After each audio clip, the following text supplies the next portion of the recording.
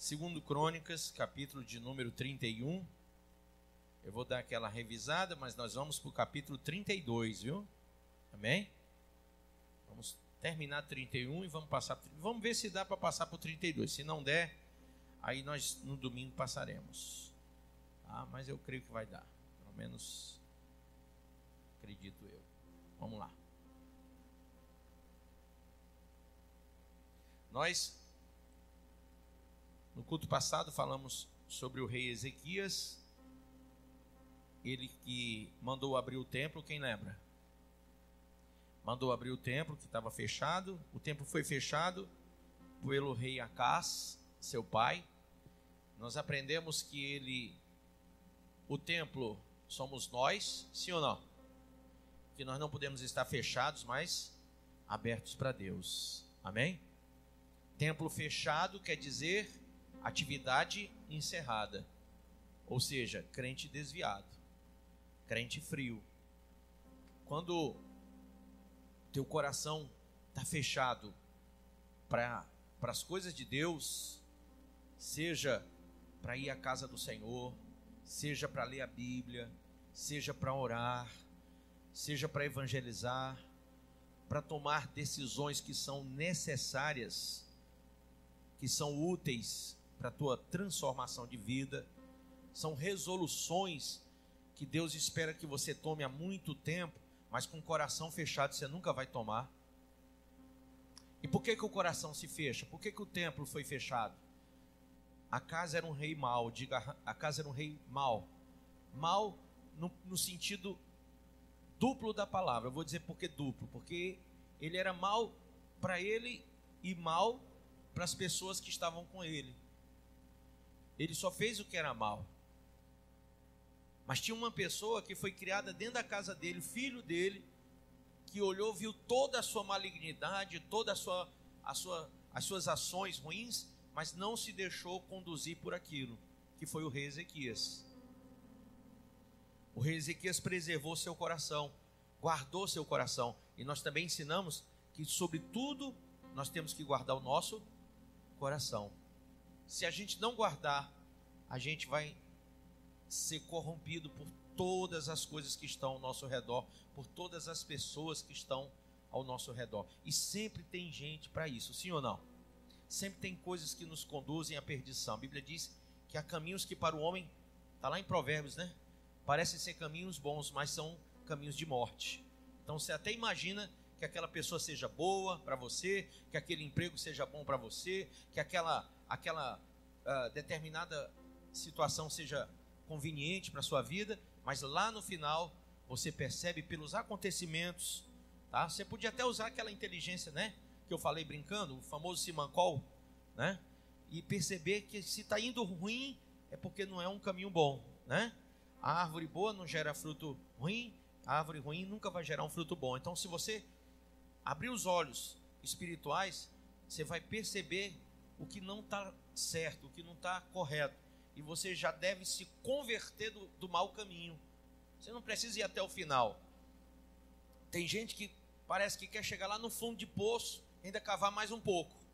Não precisa. Você não precisa disso. Se você já percebeu que o negócio é ruim, sai daí. Vem para Jesus. Amém? Você não precisa continuar nessa derrocada final aí. Você não precisa ir até lá. Deus não quer esse teu sofrimento. Deus não quer essa tua angústia, Deus não quer a tua opressão, a tua depressão. Deus não é feliz com isso, isso não agrada a Deus. Tá? Eu fui orar numa senhora hoje, ela chorando pela vida, pela saúde dela, chorando, mas aquele choro, sabe aquele choro de tristeza? Eu disse, pare de chorar, porque Deus não te dá graça dessa forma. Deus não vai te dar graça assim. Primeiro, para que Deus nos dê graça, nós temos que agradar a Deus. Amém? Então, será que Deus se agrada do teu desespero, da tua angústia, da tua desesperança, da tua falta de fé, da tua incredulidade? Então, porque você desconfia dele, você não crê, você está aqui, mas não crê que ele é fiel e justo para te abençoar, para mudar tudo. Na verdade, nós temos autoridade e poder para mudar coisas. A Bíblia diz: o que nós ligarmos na terra será ligado no céu, o que nós desligarmos da terra será desligado no céu. A questão é que Satanás, ele engana, engolda, ele mente, e ele transmite a você que você não tem condições nem capacidade alguma. E Deus, ele vai trabalhar na tua vida justamente na tua incapacidade. É onde você é muito incapaz que Deus é capaz de te abençoar mais ainda. Amém? Então vamos meditar aqui, vamos ler.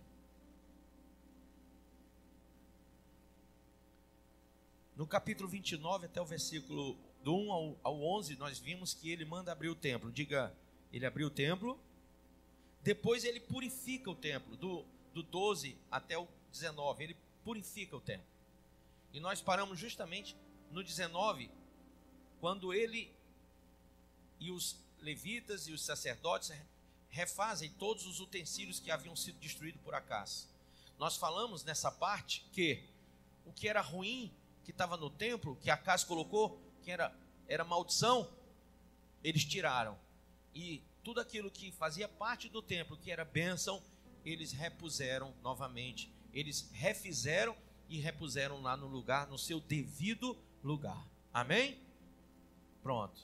E com isso você aprende que no seu coração não pode ter coisas malditas. Pensamentos, desejos e tal. Não. Joga fora. Isso não presta para você. Traz para você aquilo que vai te conduzir à luz. Amém? Ok? Quem entendeu isso? Ah, por que fulano manifesta demônios? Coração. Por que fulano está preso em um vício? Coração. Por que se prostitui? Coração. O coração é volição, é desejo. Então, se você não parar com esse desejo mal, você nunca vai ser liberto. Nunca. Não existe. A gente manda, o demônio sai, mas ele volta. Ele volta com mais 7 sempre. Por quê? Porque a palavra te lava, você fica bem limpinho, ele percebe o adorno e volta. Não tem nada dentro. Você não tomou uma decisão. Diga assim: o Espírito de Deus é o único selo que pode fechar o meu coração, o meu templo, para que Satanás não entre mais, para que entre só a palavra de Deus, só a vontade de Deus, para que desejos e paixões mundanas não me dominem mais, mas que eu domine sobre elas. Amém? Glória a Deus. Então, do versículo 20 até o versículo de número 36, ele estabelece novamente o culto a Deus. Amém? Ele estabelece o culto. Do capítulo 30, do versículo 1 até o versículo de número 27, a Bíblia diz que ele faz o quê? Páscoa. Amém? Páscoa. Ele volta à celebração da Páscoa. Quem lembra que eu falei que a Páscoa, domingo passado eu falei isso, é a mesma coisa da Santa Ceia, né? Ou seja, só mudou que antes era um animal e agora nós celebramos Jesus. Mas simbolicamente falando, né? Jesus veio para ser o último e único sacrifício por todos. Amém? Pronto. Entramos no capítulo 31, onde falamos sobre, depois de estabelecido o culto a Deus, depois de celebrado Páscoa, depois de aberto o templo, depois de purificado o templo, estabelecido dentro dele o culto, depois que foi purificado e que foram colocados utensílios sagrados, foi tirado o que era maldição de dentro. Agora, Ezequias regula as contribuições para os sacerdotes e levitas. Falamos sobre isso também. E o pastor Paulo ainda falou na segunda-feira. Lembra? Quem veio na segunda, o pastor Paulo ainda falou. Mas vamos daqui para frente, para a gente falar com propriedade, a partir do versículo de número 10. Amém? Só lembrando que Ezequias estabeleceu as contribuições para que sacerdotes e levitas trabalhassem no templo. Só queria ver isso aqui com vocês, para tirar aquela famosa dúvida. Tenho que sustentar sacerdotes e levitas? Temos. É ordem de Deus. Amém? Então vamos ver aqui. Versículo 4, leia comigo. Além disso, ordenou ao povo, moradores, eu estou no capítulo 31, tá? 2 Crônicas. Além disso, ordenou ao povo, moradores de Jerusalém, que contribuísse com sua parte devida a quem? Parte devida quer dizer o seu débito. Escreva do lado, dívida. Dívida, havia uma dívida entre o povo de Jerusalém e os sacerdotes que estavam ali e os levitas que estavam ali agora com o templo aberto. Amém? Então ele diz que contribuísse com a sua parte devida. Havia um valor devido aos sacerdotes e aos levitas, para que pudessem, diga comigo, dedicar-se à lei do Senhor. Para aí, só uma coisa. Como que alguém vai se dedicar a alguma coisa pensando em 10 coisas? Dá para fazer? Não. Você consegue cantar e assoviar e chupar cana? Hein? Não? Pois é. Isso é o que as pessoas lá fora, não é você, mas lá fora, querem que o pastor da igreja faça. Eles querem que a gente cuide da igreja, que a gente trabalhe fora, que a gente cuide da família, que a gente cuide da família de todo mundo, que a gente administre o presbitério da igreja, o ministério, as construções, as reformas, a abertura de novas igrejas, que a gente faça missões, que a gente ensine teologia e tudo isso aí sem contribuição. Por que você acha que as pessoas elas são tão fechadas para ofertar e dizimar? Porque o coração está fechado para isso. O templo, diga, o templo, o meu coração, quando ele está fechado para contribuição, ele está impedindo o sacerdócio. Vou explicar isso com mais profundidade daqui a pouco, mas só lembre de uma coisa: em Cristo você se tornou sacerdote para entrar e trazer a oferta até o altar de Deus. Amém? Até o lugar chamado gasofilácio agora, né? Para manter a casa do Senhor, o sacerdócio daquela época apresentava a Deus as ofertas. Nós hoje podemos entrar e apresentar. Amém? Mas só quem pode viver das ofertas hoje, naquela época, todos os sacerdotes levitas. Hoje, aqueles que ensinam no altar. A Bíblia fala no Novo Testamento, só aqueles que ensinam no altar, vivem do altar. Amém? Ah, pastor, eu não ensino, eu aprendo. Então, você é um sacerdote, mas você não está sujeito a receber as contribuições para a sua manutenção, uma vez que você não ensina. Quando você se torna pastor e começa a ensinar, aí você tem que viver do altar. Por quê? Porque você não pode mais viver nada lá de fora, não dá. Ou você se concentra no que está fazendo, ou vai um monte de gente para o Beleléu. Diga Beleléu. Vem de Belial. Belial é inferno. Viu? Quando você manda alguém para o Beleléu, está mandando para o inferno, que vem de Belial. Tá? Entendeu isso? Então vamos nós. Logo que se divulgou esta ordem, os filhos de Israel trouxeram em abundância, porque o coração deles estava o quê? Aberto. Diga aberto. Pergunta para o seu irmão: você tem esse entendimento para trazer em abundância ofertas e dízimos? Ou você ainda está com o pensamento lá de fora? Aí diz: em abundância as primícias de cereal, do vinho, do azeite, do mel, de todo o produto do campo, também os dízimos de tudo trouxeram em abundância. Os filhos de Israel e de Judá, que habitaram nas cidades de Judá, também trouxeram dízimos das vacas e das ovelhas e dízimos de coisas que foram consagradas ao Senhor seu Deus, e fizeram montões e montões. E no 3º mês começaram a fazer os primeiros montões, e no 7º mês acabaram. Vindo, pois, Ezequias e os príncipes, e vendo aqueles montões, bendisseram ao Senhor e ao seu povo de Israel. E perguntou Ezequias aos sacerdotes e aos levitas acerca daqueles montões. Então o sumo sacerdote Azarias, da casa de Zadok, lhe respondeu: desde que começou, você vê que tinha um sumo sacerdote e os sacerdotes e os levitas. O sumo sacerdote, que era, digamos, o chefão, né? Lhe respondeu: desde que se começou a trazer o que, pessoal? A casa do Senhor. Diga: a casa que leva o nome. Hoje é a casa que leva o nome. Naquela época era a casa do Senhor. Tá? Desde que se começou a trazer a casa do Senhor essas ofertas, que ofertas? Esses dízimos de oferta, tudo que está aqui, que veio antes. Tá? Temos comido, nós temos comido, ele, Azarias e os sacerdotes e os levitas, e nos temos fartado delas. E ainda há sobra em abundância. Mas por que tudo estava sobrando em abundância?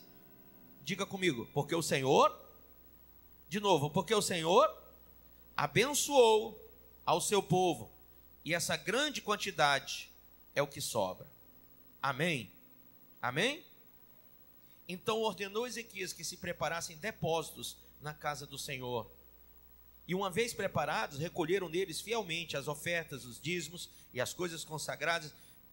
Disto era intendente Conanias, o levita, e Simei, seu irmão, era o segundo. Tá? Até aí, diga: Pai, fala o meu coração, me ensina a tua palavra, em nome de Jesus, diga amém. Pode sentar. Irmãos, templo aberto. Só quem abre o templo é aquele que tem uma visão de Deus, uma revelação de Deus. E só quem tem essa revelação é quem tem o Espírito de Deus. Não adianta a gente pensar assim: rapaz, todo mundo que chega na igreja é ofertante, é dizimista. Não é. Geralmente, uma pequena parte da igreja é, e uma grande parte não é. Por quê, meu pastor? Simples. Templo fechado, coração fechado. Quem fechou o templo não foi Ezequias, foi? Não, foi o seu pai, cheio de espíritos malignos, o Acás.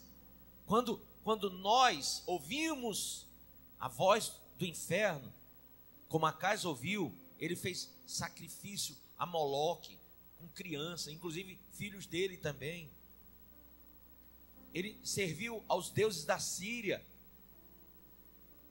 Quando nós ouvimos a voz de Satanás, nós fazemos sacrifícios de todas as formas da nossa vida, menos para a casa de Deus, menos para as coisas de Deus. Eu postei no grupo, aqui, nós falamos muito que tem crise aqui no Brasil. Tem crise aqui no Brasil? Tem ou não tem? Tem. Desemprego, não tem? Tem. Tem muita coisa, está muito ruim, não está? Está péssimo. Mas vamos falar real. Para quem é drogado, falta? Não. Para quem bebe, falta? Não. Os bares, os pontos de droga, sim ou não? Vamos mais para frente? Shows estão assim, sim ou não? Os cantores do mundo, todos ricos, famosos, sim? Estou mentindo ou não? Não, né? Aí eu pergunto, nós estamos em crise mesmo? Talvez nós, aqui dentro da igreja, porque lá fora não. Talvez nossa crise seja o nosso coração fechado. Porque lá fora o nosso coração estava muito aberto para droga, para bebida, para shows, para forró, para tudo que não presta. Mas quando nós entramos na casa de Deus, fechamos o nosso coração para o Senhor. Isso é muito grave. Isso é muito grave. Porque, veja bem, nós não estamos aqui falando que você vai dar dinheiro e vai receber bênção. Isso nós não falamos aqui na igreja. Nós não estamos falando aqui que você, trazendo rios e rios de dinheiro, tua vida vai mudar. Também não. Mas, irmão, manter a casa de Deus e a obra de Deus é coisa de gente que entende as coisas espirituais. E quando você está nesse nível, diga: quando eu estou nesse nível, Deus está bem juntinho de mim.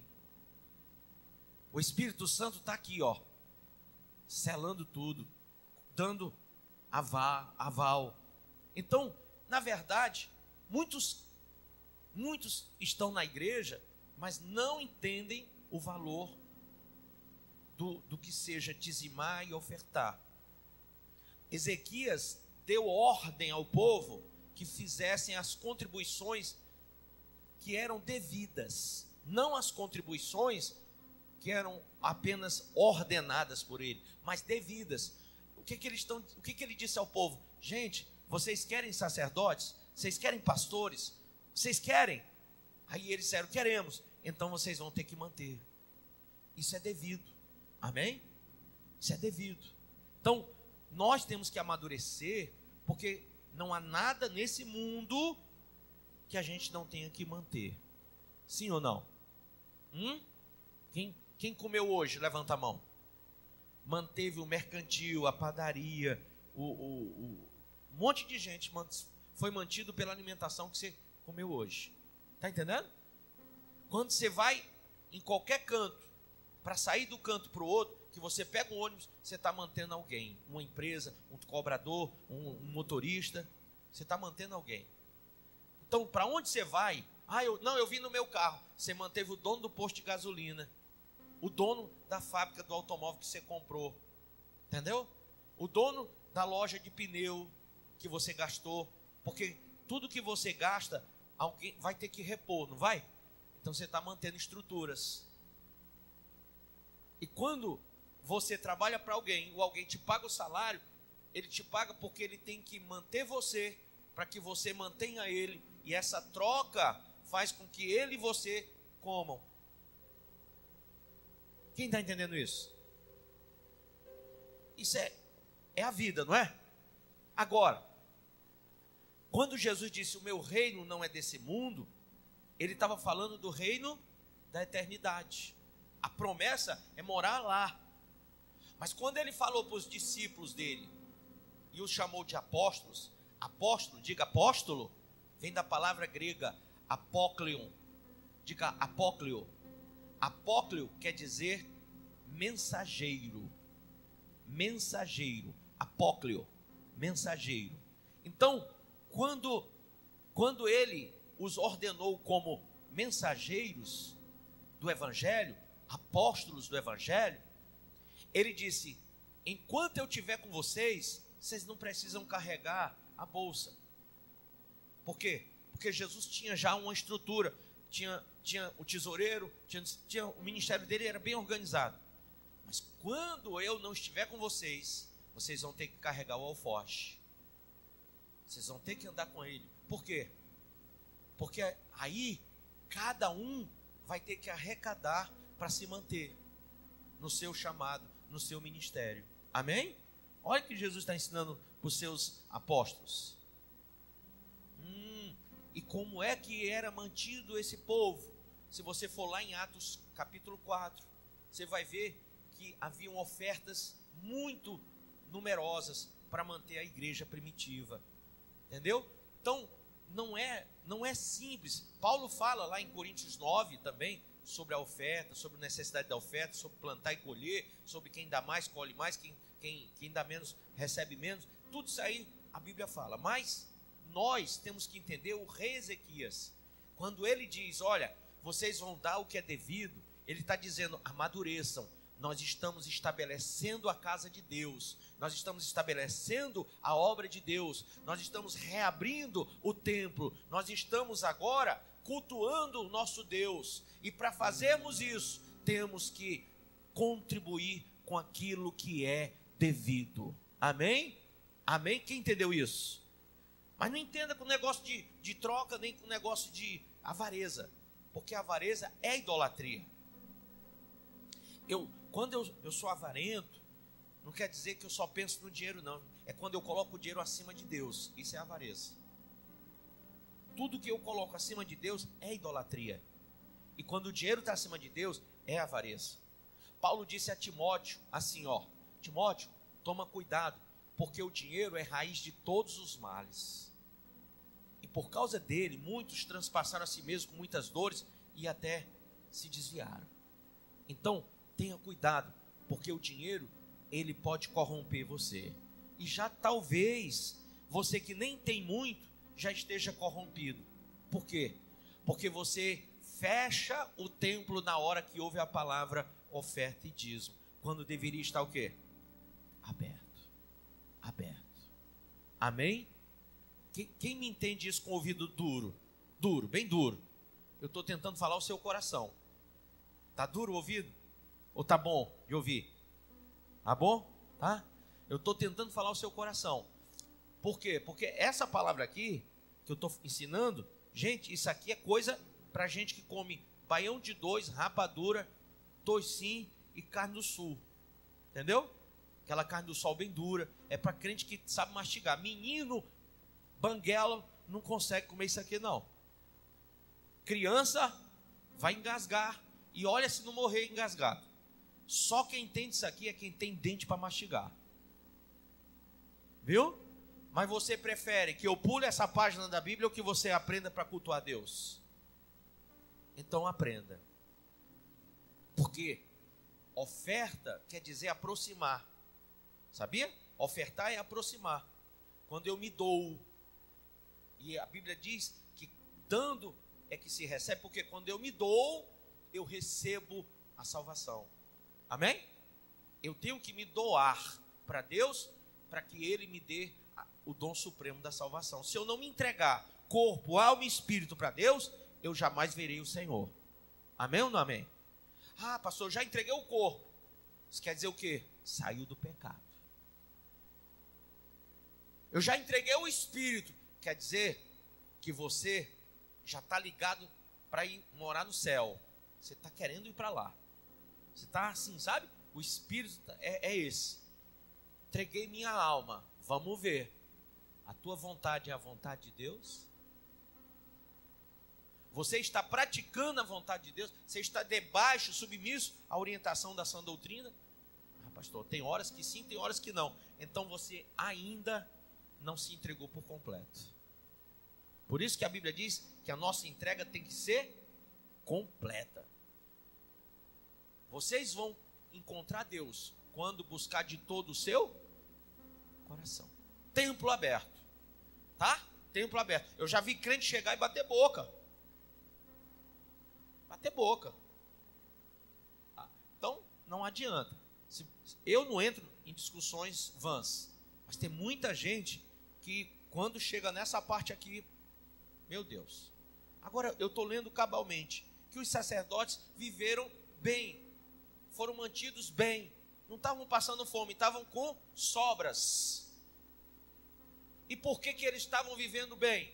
Porque o povo trouxe em abundância para a casa de Deus e Deus abençoou o povo por causa disso. Então, tem uma lei aqui, tem uma promessa? Tem.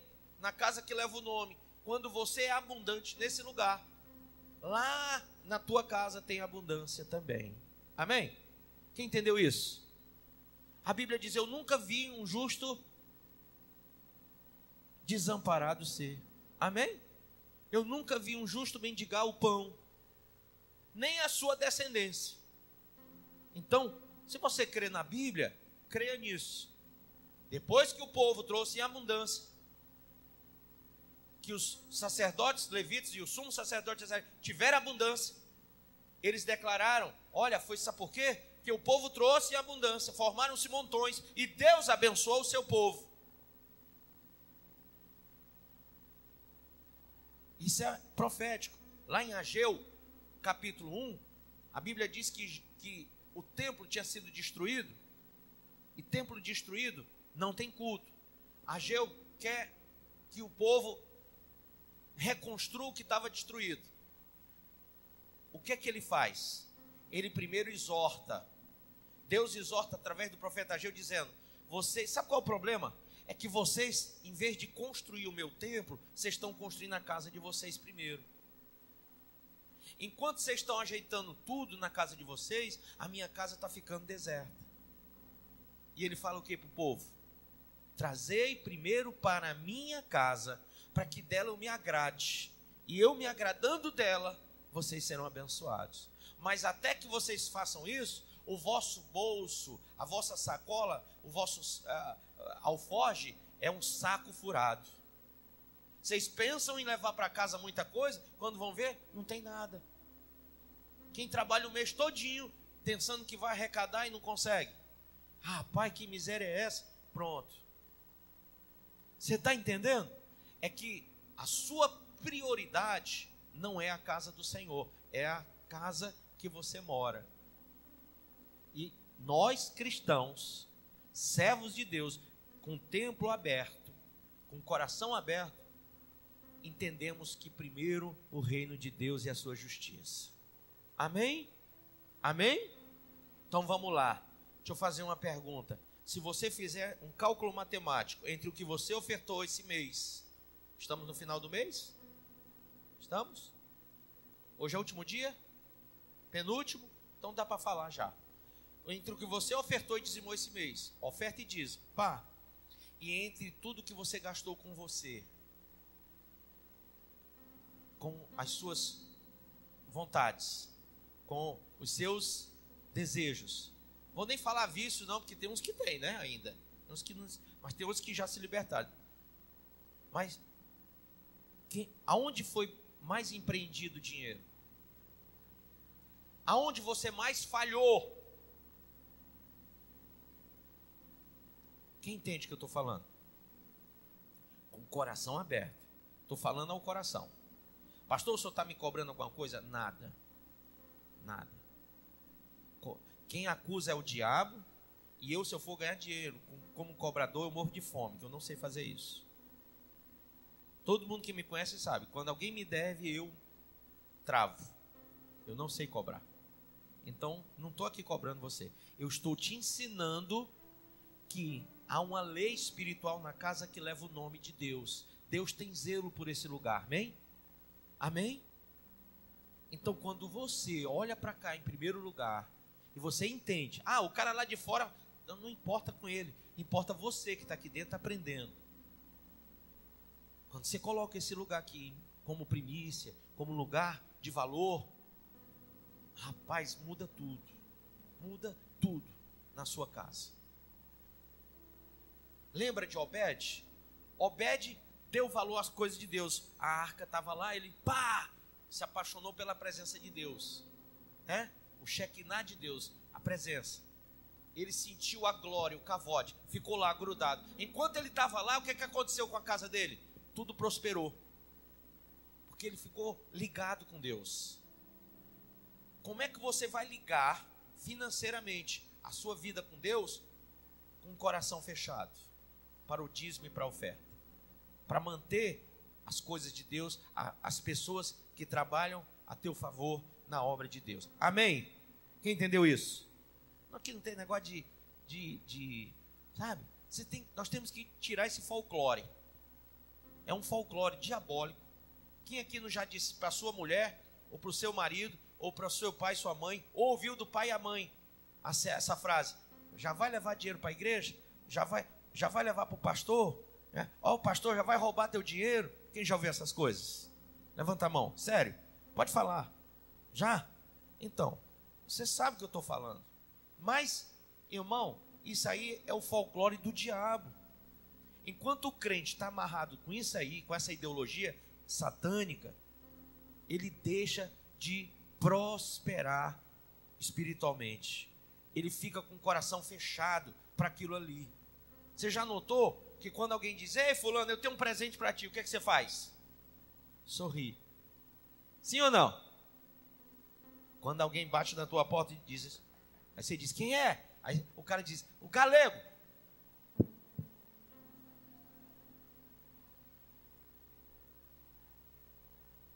Aí você, sem nem pensar, porque na hora do desespero, da avareza, você diz: não tem ninguém não. O pobre do galego sempre vai, né? Hein? Não é assim que acontece? Aí o irmão do lado, o vizinho lá, que nem é crente, diz: ô crente, viu? Papai dizia que tem um crente e um cretino, né? Você imagina isso? Mas acontece, não acontece? Acontece. Quando o pastor está falando aqui, é como se fosse o galego. E alguém, eu digo, tem algum dizimista aí? Tem algum ofertante? Não, quer dizer que não. Por quê? Porque isso era uma maldição que deveria ser quebrada. E Ezequias dá ordem para que sejam quebradas as maldições. Aquilo que estava impedindo Deus ser cultuado. Amém? Pois bem, entendemos isso ou não? Entendemos? Vai lá para o versículo de número 20.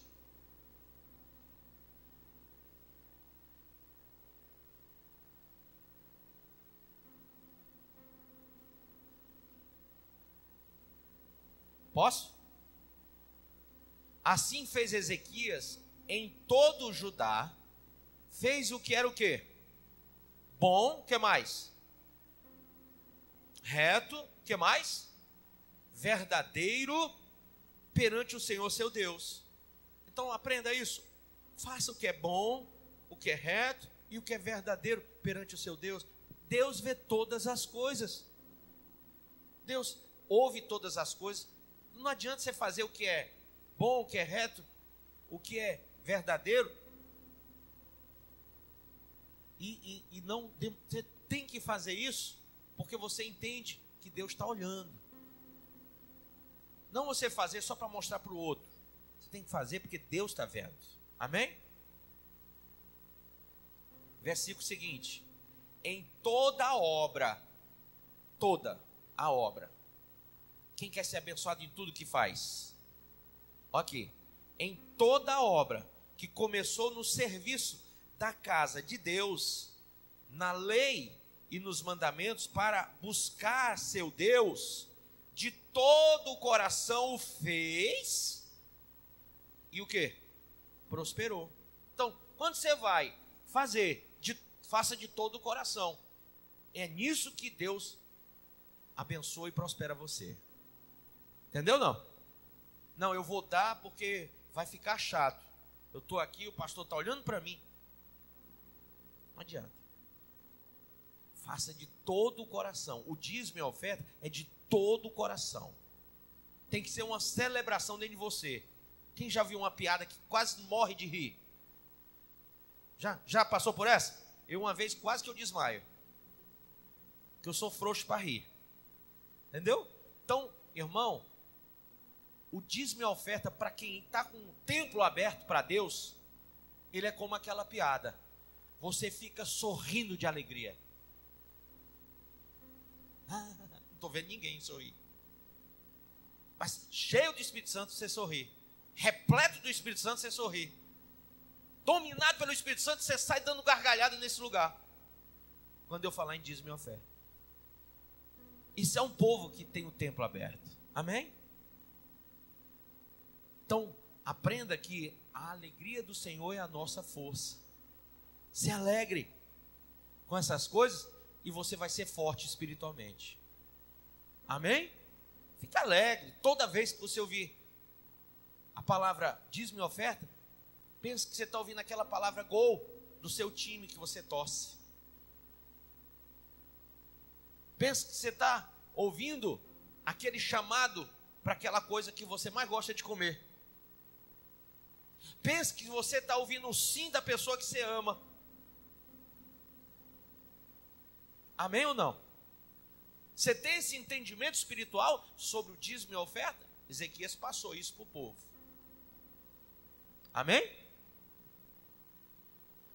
Agora o 32.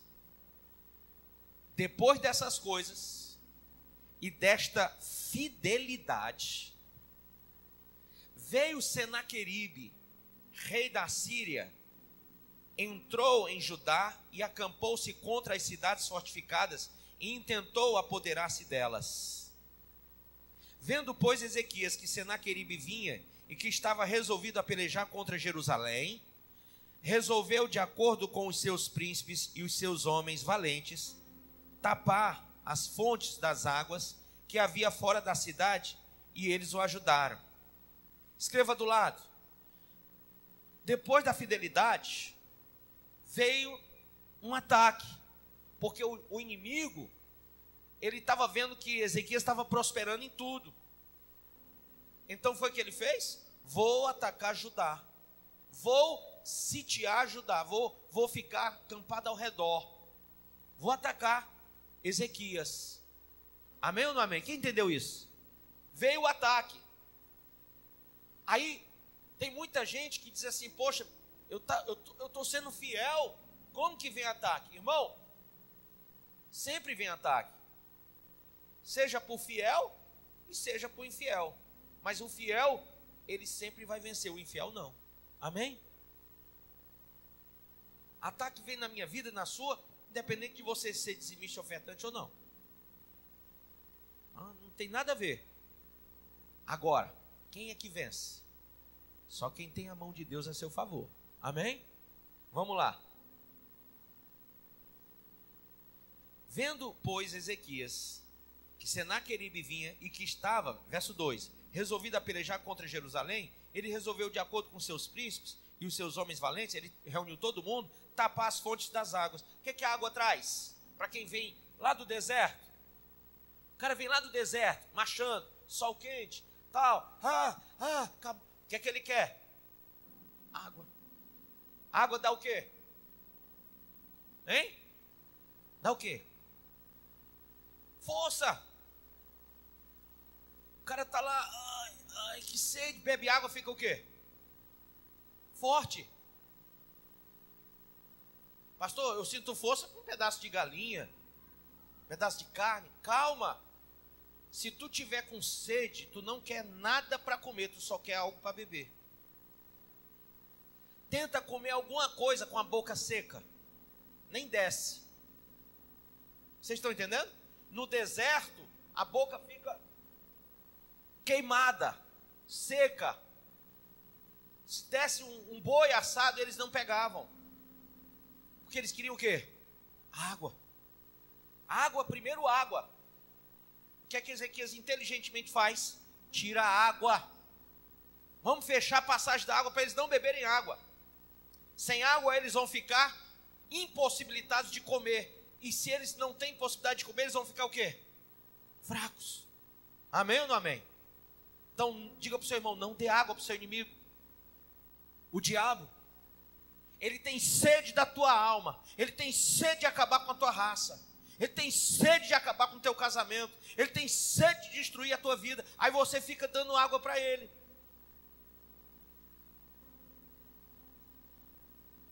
Corta essa água. Deixa ele fraco. Amém? Vamos lá. Assim, muito povo se ajuntou e taparam todas as fontes, como também o ribeiro que corria pelo meio da terra, pois diziam: por que viriam os reis da Síria e achariam tantas águas? Amém? Ele cobrou ânimo, restaurou todo o muro quebrado. Segunda coisa, cobrou ânimo. Diga para o seu irmão, tenha ânimo. Opa, eu não ouvi, vamos lá. Tenha ânimo. Olha para o irmão, está com problema? Está com dificuldade? Diga assim, todo mundo aqui tem a mesma que você. Todo mundo passa por problema, por aflição, por dificuldade. Todo mundo. Tenha ânimo. Ânimo. Sem ânimo, já era. Acorde pela manhã desanimado, para você ver. É uma lesma andando. Sim ou não? Então, tenha ânimo. Se levante rápido. Pule da cama com alegria. Opa! Ontem não deu, mas hoje vai dar tudo certo. Pula feita aqui. Se você pegar, jogar um gato, da onde for, ele cai assim, ó. Entendeu? Tenha ânimo, irmão. Se levantar, levanta mesmo. Você não está. Quem tem fé? Levanta a mão. Quem tem fé? Olha, você que tem fé, de manhã quando você levantar, levanta igual um gato, rapaz. Entendeu? Porque você tem que mostrar a sua fé já na primeira pisada. Você já tem que pisar na cabeça da serpente e do escorpião. E as portas do inferno não podem prevalecer contra a sua vida. Amém ou não amém? Então quando você acorda de manhã desanimado, você não pisa em ninguém, você já é pisado de manhã. Mas quando você já acorda com a fé, você já, opa, que nem hoje vai dar tudo certo. E todo mundo olha para você, você é doido. Ontem você estava aí, mó deprê. É ontem. Hoje o choro dura por pela manhã vem o quê? Alegria. Eu estou alegre. A alegria do Senhor é a minha força. Estou forte. Estou pisando na cabeça da serpente, do escorpião. E hoje as portas do inferno não vão prevalecer contra a minha vida. É isso que ele está nos ensinando aqui. Primeiro ele cobrou ânimo. Depois, restaurou todo o muro quebrado. Irmão, você cobra ânimo. Você tem que restaurar tudo que está quebrado. Porque no dia anterior, quando você estava lá, naquela depressão, você falou bobagem. Você deu legalidade ao inferno. Você fez besteiras e mais besteiras. Então, o que você fez ontem foi quebrar algumas alianças que você tinha com Deus. Foi quebrar princípios. Foi quebrar valores espirituais que faziam com que você andasse com o Senhor em uma perfeição, em uma sincronia, um sincronismo espiritual. Aí você, por causa de uma depressão, por causa de um problema, porque não deu certo em alguma coisa, porque frustrou-se, você foi falando bobagem, fazendo coisa errada e foi quebrando os princípios e valores que te unem a Deus. E eu quero que você preste atenção nisso, porque essa é uma das armas do inferno contra você. A língua, que é inflamada pelo inferno. Você começa logo, entra logo no bife e vai falando bobagem. Sim ou não? Rapaz.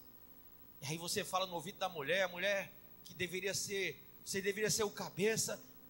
Aí você fala e você quase destrói com a pobre da mulher. Ela fica espiritualmente decaída. Os filhos ouvem a discussão sua com a sua esposa e ficam decaídos também. O teu abatimento, você passa para a família toda, fica toda uma família caída.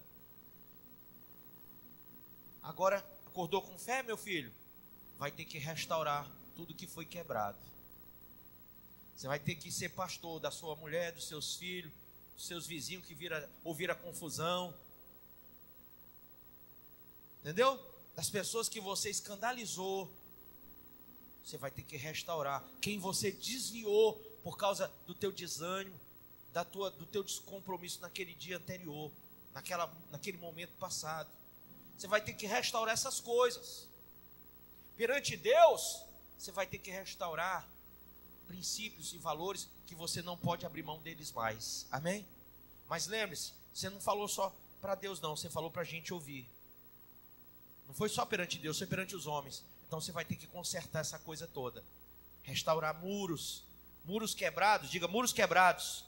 É entrada para o inimigo. Quantas vezes você já notou que tem muros quebrados na sua vida espiritual? No seu casamento?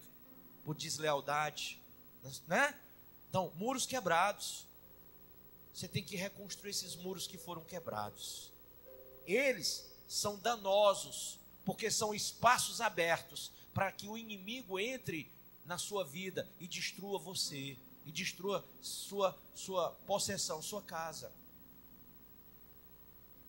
Vai fechando esses muros, vai reparando eles, amém? Então ele cobrou ânimo e o que? Reparou, diga, reparou todo o muro, não foi uma parte, todo o muro quebrado. E a outra coisa que ele fez? E ele, diga ele, ergueu torres. Para que serve uma torre? Para que serve uma torre? Vigia. Diz para o irmão, vigia, irmão. Torre é para que aquele soldado, aquele sentinela fique lá, olhando para tudo. A torre é lugar de vigilância. Ele construiu torres de vigílias, de vigias. Para quê? Que adianta eu levantar o muro e não construir as torres? Que adianta eu levantar minha família hoje o meu casamento hoje e não vigiar e amanhã fazer tudo errado de novo? Ou eu estou ouvindo alguém dizer perto de você agora, não sei se é o diabo, mas eu acho que pode ser sua mulher ou seu marido, parece contigo, que promete como sem falta e falta do jeito que promete. Dessa vez vai. A mulher nem crê mais nisso, nem o filho, ninguém mais crê em você, nem você próprio, porque você só faz levantar os muros, mas não constrói as torres de vigilância. Então a Bíblia diz: vigiai e orai para não cair em tentação. Você está de pé? Cuide para não cair, vigie. Torre serve para isso, amém? Torre serve para... Então ele não é nada bobo. Vou levantar o ânimo, o inimigo veio, vou tirar a água dele, ele vai ficar fraco.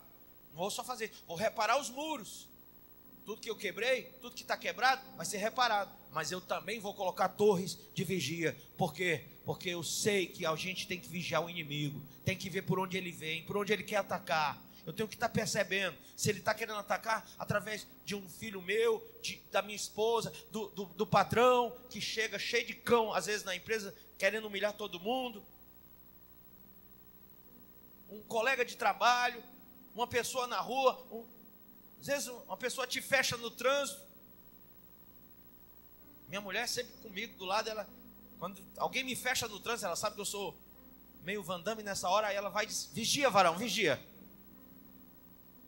Vigia, volta para a terra. Entendeu? Então, queridos, nós temos que ter torres de vigia. Agora eu queria só ouvir aquela pergunta: bispo, fala para mim, como é que são essas torres? Vai, por favor. Bispo, vai. Fala para mim. Mais alto, vai, para eu ouvir. Pronto. Se olhe no espelho. Seja uma torre de vigilância. Você está levantando os muros e você tem que vigiar. Você tem que ser essa torre forte. Amém? Então, se o marido vigia, se a esposa vigia, tem contenda? Não. Se o pastor vigia, a ovelha vigia, tem problema? Não. Então, na verdade, o problema entre dois irmãos dentro de uma casa é a falta de vigilância de um deles. Porque o diabo pode usar o outro, mas nunca vai usar os dois. É porque os dois não estão vigiando. Se alguém vigiar, o diabo perde. Porque dois, mamãe dizia isso. Quando a gente ia discutir lá em casa, os irmãos, ela dizia: meu filho, 2 cachorros só brigam quando os dois querem. Palavra forte, mas a gente ouvia. Por quê? Peraí, eu não vou brigar, eu não quero, não vou. Aí deixa ele falando sozinho. Pode falar. Eu que não vou abrir minha boca. Inflamada pelo inferno, principalmente na hora da raiva, da quintura, só sai fogo ruim. Não, deixa passar a tempestade. Quando vier a bonança, aí eu abro. Amém? Vigia, irmão. Vigia o lábio, vigia a boca, vigia os olhos, vigia tudo. Se o teu olho é bom, todo o teu corpo é luminoso. Vigia o pensamento. O que é que você está pensando? Tem que vigiar. Quantas vezes eu já conversei com gente que diz assim: bispo, eu quero ser liberto. Quer? Então vigia o teu coração, vigia o teu pensamento, vigia as tuas ações, os teus desejos. Bispo, é que eu gosto. Você gosta do pecado. Quando a pessoa manifesta, eu digo: demônio, qual a tua entrada? Ele ou ela gosta disso, daquilo outro. Aí eu me aproveito. O que é que você gosta? Que é ruim? É a entrada de Satanás na tua vida. Amém? Então, tira as forças dele. Levanta o muro caído e constrói torres de vigia. Nunca mais você cai nessa área. Nunca mais o diabo vai entrar por ali. Nunca mais ele vai ter êxito, porque ele sabe que agora você está vigiando, que você reparou tudo que estava quebrado e que você levantou muros altos. E ele não é pequeno não, Ezequias é um cara de Deus. Olha o que ele faz mais. Eu vou terminar isso aqui, porque domingo eu vou falar mais coisa. Presta atenção. Levantou também o outro muro por fora. Quer dizer, tinha um muro aqui, ele faz outro. Vai ficar mais difícil ou não? Vai. O inimigo vai tentar vir, mas tem 2 muros em vez de um só. E entre um muro e outro, tem um espaço enorme que não dá para pular dali para cá, nem daqui para lá. Entendeu? É um espaço, é um precipício. Se quiserem passar, vão cair no precipício. Por isso que era costume deles fazer isso. Quem levantava muralhas, fazia uma segunda muralha, para que o inimigo que conseguisse subir na primeira, na segunda ele era vencido. Aí eu pergunto para você, na tua vida espiritual, no teu casamento, na tua vida emocional, na tua vida financeira, na tua vida como um todo, em cada setor da tua vida, você tem tido cuidado de levantar muros, de construir torres de vigia, de reparar o que está quebrado e de levantar uma outra muralha para que fique mais difícil o acesso ao teu coração, à tua vida? Você sabe que o inimigo anda ao teu derredor buscando te devorar, te destruir, te matar, te roubar. Aí você deixa facinho, ainda abre a porta para ele. Ele chega lá, blim, blom. Aí você abre a porta.